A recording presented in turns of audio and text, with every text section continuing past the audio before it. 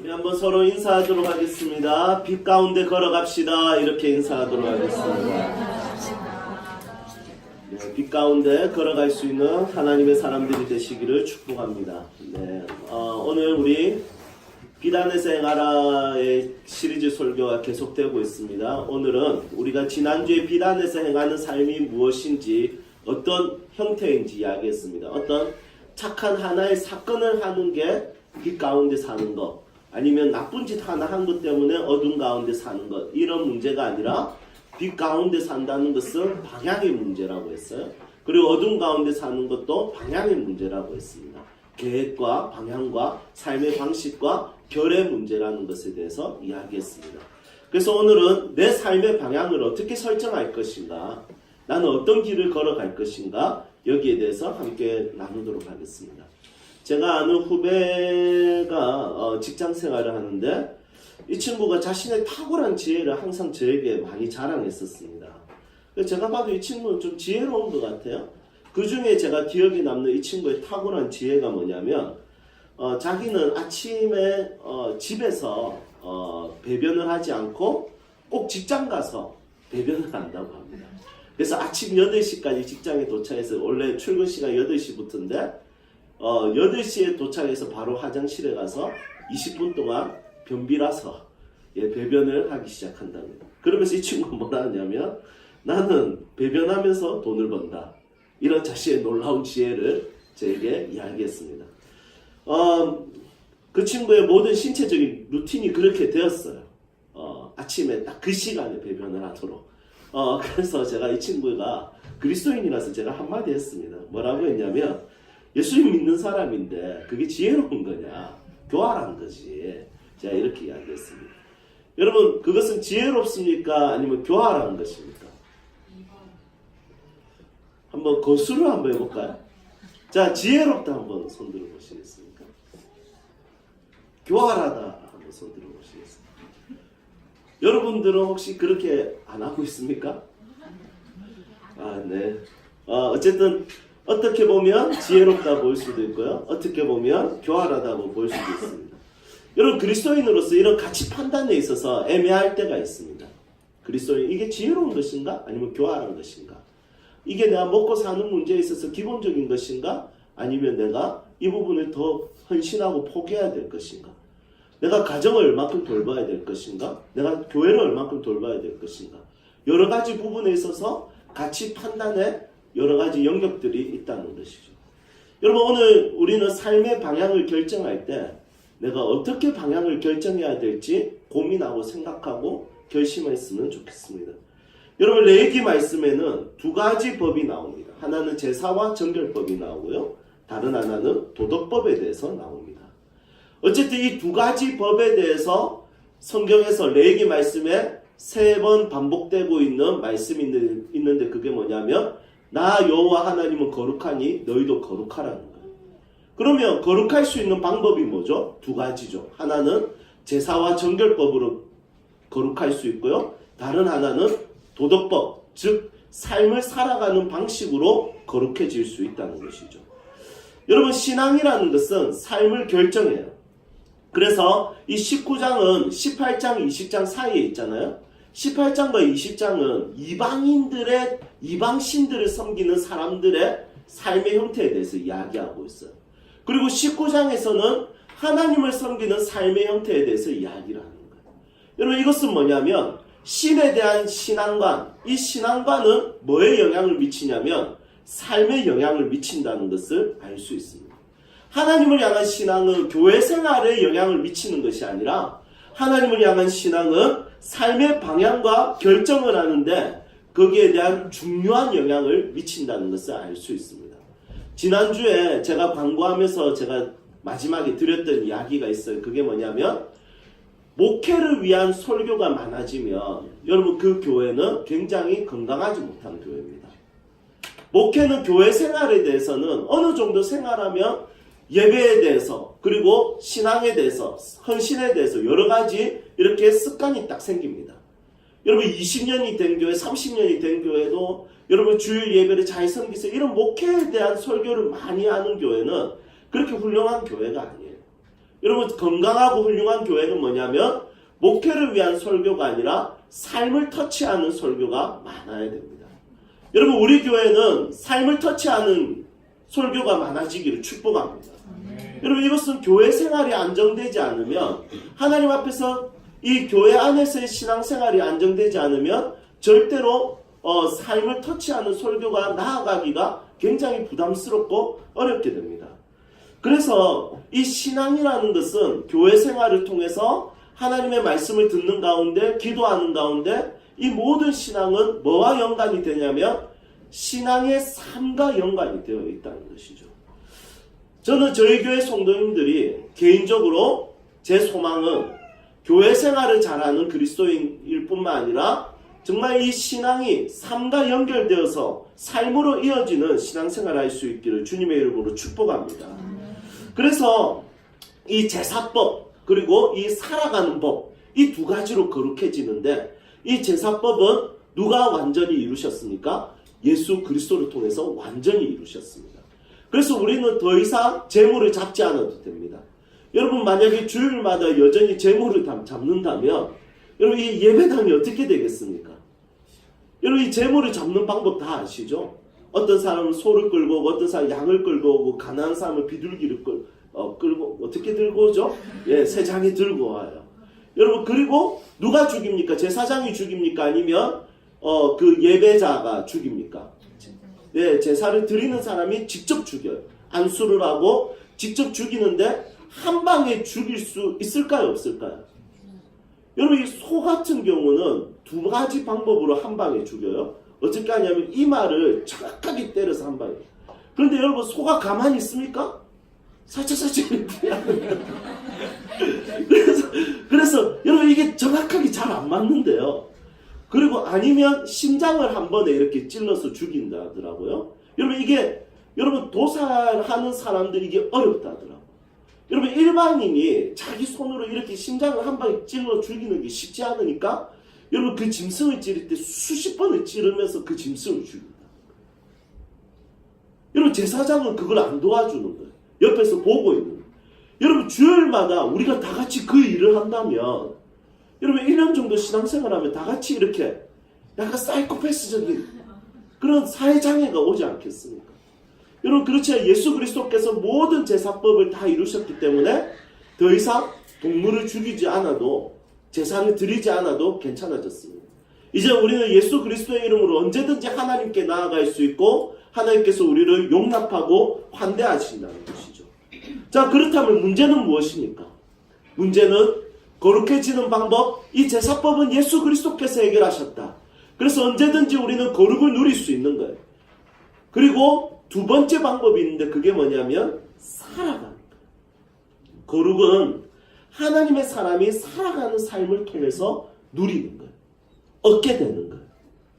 그래서 이 레위기 말씀에는 제사법뿐만 아니라 도덕법에 대해서 굉장히 중요하게 여깁니다. 제가 오늘 방금 전에 사용했던 표현 중에 눈여겨볼 필요가 있는 게 있어요. 그게 뭐냐면 누리다라는 거예요. 여러분, 거룩은 율법이 아니에요. 거룩은 나에게 짐이 아니에요. 거룩이라는 것은 우리에게 놀라운 것이에요. 누리는 것이에요. 왜냐하면 이 그리스도 안에서 살아가는 이 도덕적인 삶이 너무 가치 있고 의미 있기 때문에 이것은 우리 인생의 짐이 되는 게 아니라 누리는 것이 되는 거예요. 그 말씀에 대해서 9절에서 18절까지 요약해서 나오고 있어요. 기록하고 있는데, 여러분, 저는 이 말씀을 읽으면서 꼭 이렇게 살고 싶어요. 그리고 한 가지 소원이 있는데 그게 뭐냐면 제 자녀들이 꼭 이 말씀처럼 살면 좋겠어요. 거룩이라는 것은 그냥 예수님 잘 믿는 것으로 끝이 아니라 거룩을 이루어지는 방법은 내가 살아가는 삶을 통해서 거룩이 형성되는 거예요. 그런데 이것을 율법이 아니라 누리는 것이고 의미 있는 것이고 가치 있는 것이에요. 저는 이 좋은 것을 내 자녀가 이렇게 살면 좋겠고 우리 사랑하는 성도님들이 이렇게 살면 좋겠어요. 여러분, 이것이 하나님의 소원이기도 하는 거예요. 여러분, 어떤 말씀이 기록되어 있습니까? 거룩은 누리는 것인지 아니면 율법인지 한번 같이 살펴보도록 하겠습니다. 9절에는 어떤 도덕법이 있습니까? 밭을 가진 사람이 추수할 때 다 추수하지 말고 어디는 남겨두라고 합니까? 모퉁이는 남겨두라고 합니다. 그리고 포도원 주인은 포도를 추수할 때, 포도를 거둘 때, 열매를 딸 때 다 걷지 말고 남겨놔라고 합니다. 왜냐하면 모퉁이에 있는 것과 다 따지 않은 포도는 가난한 자들을 위해서 줘라는 하나님의 메시지입니다. 그리고 두 번째로 10절에서 11절은 나쁜 짓 하지 말고 거짓말하지 말고 거짓말해서라도 잘 먹고 잘 사는 인생이 아니라 정직하라고 이야기합니다.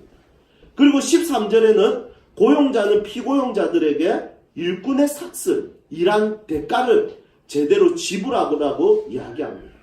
그리고 14절에는 청각장애인들 귀에 들리지 않는다고 해서 조주하지 말래.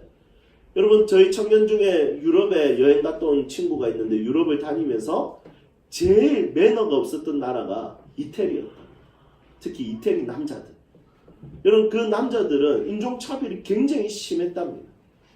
그래서 우리 형제가 지나가는데 그 형제가 잘생겼는데도 그 형제에게 아시안이라고 하면서 이러면서 막 약 올렸어요. 그랬더니 이 친구가 이제 한국말 하면 못 알아들으니까 한국어로 이렇게 잠시 이렇게 우리 고유의 강한 언어들을 이렇게 이야기했답니다. 그랬더니 그 이태리 분이 칭찬인 줄 알고 하이 이라고 지나갔다고. 여러분, 못 알아듣는다라고 해서 그렇게 하면 안 되죠. 여러분, 청각장애인 귀에 들리지 않는다고 해서 저 귀머거리 뭐 이렇게 하면 안 돼요. 여러분, 그렇게 나와 있고요. 그리고 진짜 나쁜 사람 같은데 시각장애인들 앞에 장애물을 놓는 사람이 있는 것 같아요. 그러니 진짜 나쁜 사람이죠. 그런데 이거는 우리 어렸을 때 많이 하죠. 많이 했죠. 애들 지나갈 때 우리 발 걸고 이런 거 많이 했잖아요. 저만 나쁜 사람입니까? 여러분, 이런 나쁜 짓을 하지 말라는 것입니다. 그리고 15절에 뭐라고 되어 있냐면 재판하는 사람은 불의를 행하지 말고 가난한 자의 편에 들지도 말고 세력 있는 사람 편에 들지도 말고 공의를 행하라고 이야기합니다. 그리고 16절, 17절, 18절 말씀에는 또 원수와의 관계, 미워하는 자들과의 관계에 대해서 언급하고 있습니다. 여러분, 이 말씀을 보면서 어떤 생각이 듭니까? 이 말씀에는 중간중간마다 나오고 반복되는 말씀이 있는데 그게 뭐냐면 한 가지 이야기하고 나는 요한이라 이 말이 반복돼서 나오고요. 두 번째는 어떤 이야기를 하냐면 하나님을 경외하라 되어 있어요. 그리고 하나님의 이름과 명예가 네가 살아가는 방식에 하나님의 명예가 달려있다. 여기에 대해서 지속적으로 설명하고 있는 게 바로 도덕법이라는 것입니다. 이 말은 뭐냐면 하나님을 향한 우리의 신앙은 그 하나님과의 관계에서 끝나는 것이 아니라 결국에는 뭘로 나타나냐면 내 삶의 모든 영역이 나타나는 거예요. 내 삶의 모든 영역에 방향을 가지게 하고 내 삶의 방향을 설정하게 하는 거예요. 그래서 하나님을 향한 믿음은 우리의 삶을 새롭게 하고 우리의 모든 살아가는 방식들을 새롭게 인도하는 거예요. 그렇다면 하나님을 향한 우리의 신앙은 우리의 삶에 정확하게 어떤 영향을 미칩니까? 방금 언급했던 것들을 다 정리해보면 결국에는 사람과 사람의 관계에 나타나는 것이죠. 여러분, 빛 가운데 산다는 것은 환상적인 것이 아니라 굉장히 현실적이고 굉장히 삶 가운데 사회 안에서 일어나는 거예요. 그래서 우리 기독교는 속세를 떠나는 종교가 아니죠. 우리 기독교는 속세 안으로 들어가고 사회 안으로 들어가고 도심지 안으로 들어가는 것이에요. 그래서 하나님과의 신앙이 뭘로 이어지냐면 하나님과의 신앙이 사람과의 관계로 이어지는 거예요. 그래서 구약의 백성들은 밭을 가진 자와 가난한 자, 그리고 이웃과의 관계, 고용자와 피고용자의 관계, 장애인과 약자의 관계, 그리고 판사와 죄를 지은 자의 관계에 대해서 오목조목 이렇게 설명하고 있다는 것이죠.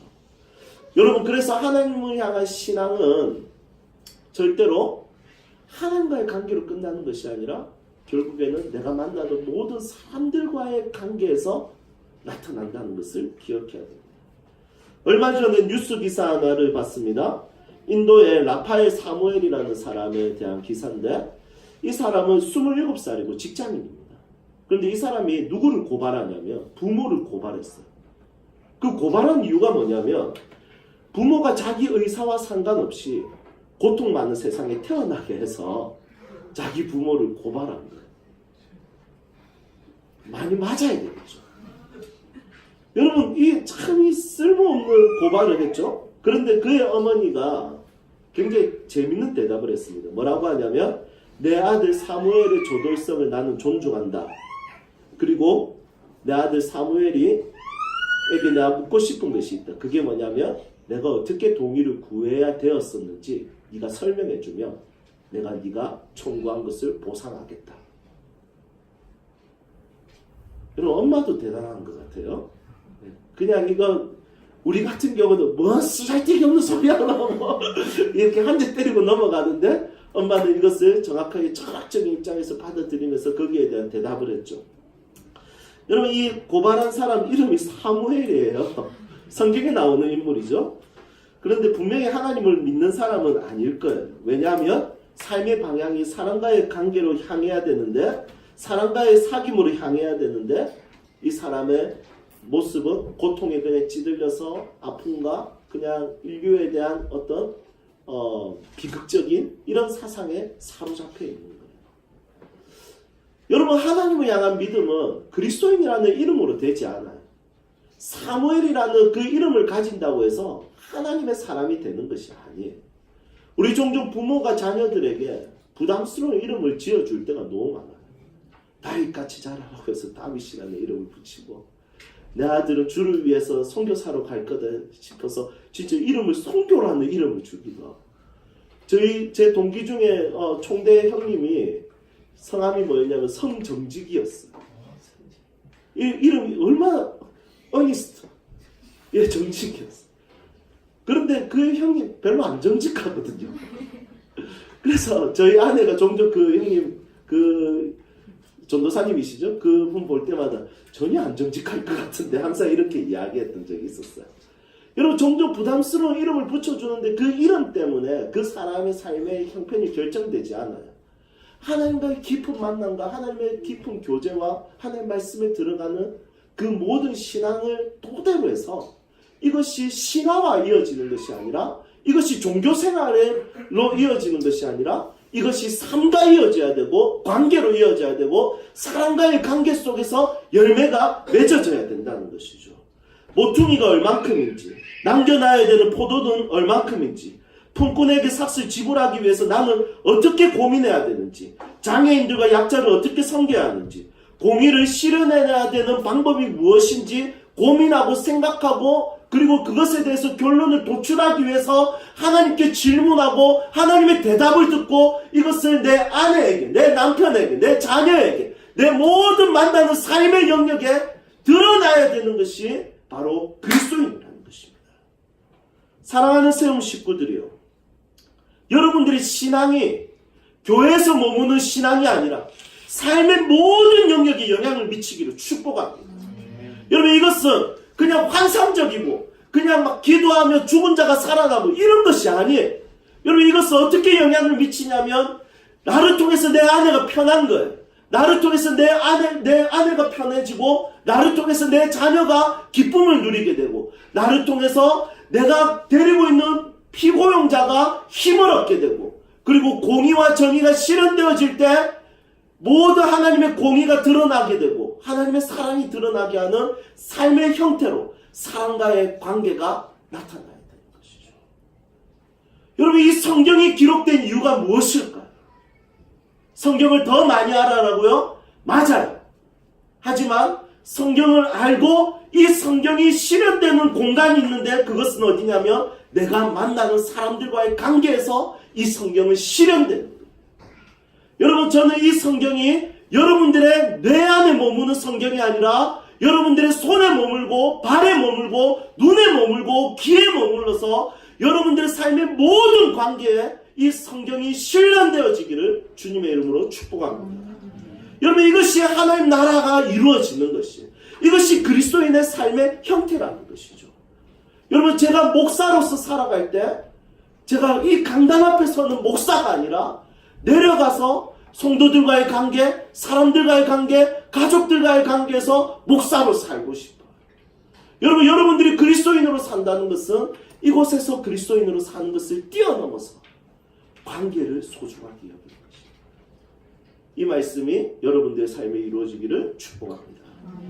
이제 말씀을 정리하겠습니다. 하나님을 향한 우리의 믿음이 깊어지기를 소망합니다. 하나님 말씀에 푹 빠지기를 소망합니다. 기도하는 자리에 깊이 들어가기를 소망합니다. 왜냐하면 하나님이 허락하시는 깊고 넓은 그 놀라운 삶을 살아내기 위해서입니다. 모든 사람들과의 관계가 깊어지고 넓어지기를 소망합니다. 이것은 내 힘으로 되는 게 아니에요. 내 결심으로 되는 게 아니에요. 하나님과의 깊은 만남을 토대로 해서 내 삶에 이것이 도출되는 거예요. 여러분 이 신앙이 우리에게 나타나는 것이 굉장히 중요하다는 것입니다. 신약 성경에 보면 종교 지도자 바리새인들이 좋아하는 식탁은 구분된 식탁이었습니다. 자기들에게 어울리는 사람들과 함께 식탁에 앉아서 특별한 사람들과 함께 식탁에 앉는 것이 자기들의 자랑하는 식탁이었습니다. 그런데 예수님의 식탁은 구분이 아니었고 관계였습니다. 누구든지 함께 앉을 수 있었고 예수님의 식탁은 누구든지 함께 할 수 있는 사귐이 있었고 누구든지 예수님과 대화하고 떡을 뗄 수 있는 사람들이었습니다. 여러분 예수님을 아는 사람들은 이 삶이 이어지는 사람입니다. 여러분들은 어떻게 살 것입니까? 스카이캐슬을 만들고 살 것입니까? 여러분 그 드라마는 정말 제가 아직 보지는 못했지만 한번 교육을 위해서 한번 봐야 될 것 같다는 생각은 있어요. 여러분 그 캐슬 속에서 나에게 어울리는 사람들과 교제하고 관계 맺고 여러분 그렇게 살기를 원하십니까? 여러분 그것이 아니라 누구에게나 어떤 사람에게나 여러분 내 자신을 깨뜨려서 함께하고 함께 대화하고 신앙이 신화로 이어지는 것이 아니라 40일 금식 기도했더니 하나님께서 놀랍게 역사하시 맞아요. 성경을 10독 했더니 영안이 열려서 악이 보이고 영적 분별 맞아요. 그런데 이것은 신앙이 가장 기초적인 단계. 신앙이 진짜 깊이는 신앙이 신화로 이어지는 것이 아니라 신앙이 삶의 관계 속으로 이어지는 것이에요. 저는 우리 사랑하는 성도들이 그 신앙의 깊은 맛을 알 수 있기를 온 마음으로 축복합니다.